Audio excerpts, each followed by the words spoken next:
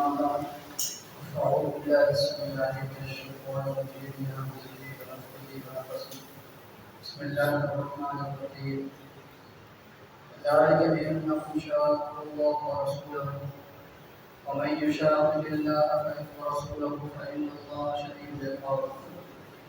اس آیت کے اندر اللہ رب العالمین مشرکین کی جو شکست ہوئی، منافقین کی جو شکست ہوئی تھی، اس کے بارے میں بتا رہے ہیں کہ آخر وجہ کیا تھی.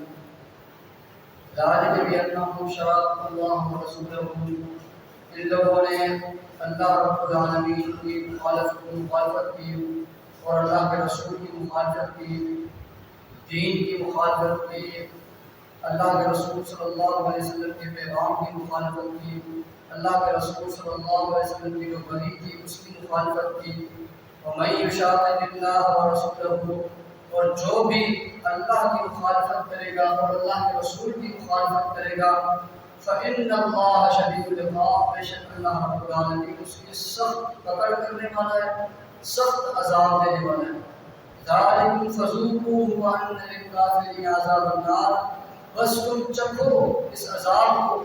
یہ تو دنیا کی عام جنگ تھی جس میں تمہیں اتنی مار پڑی، تمہیں شکست ہوئی، تمہیں مصیبت اٹھانی پڑی، لیکن یہ سوچو وَأَنَّ لِلْكَافِرِينَ عَذَابَ النَّارِ، اور بے شک کافروں کے لیے کل قیامت والے دن بھڑکتی ہوئی آگ کا عذاب ہے. دیکھیں جو بھی اللہ اور اس کے رسول کی مخالفت کرے گا، دین کی مخالفت کرے گا، اللہ کے کاموں کے آگے آئے گا، تو اللہ رب العالمین اس کی سخت پکڑ کرے گا.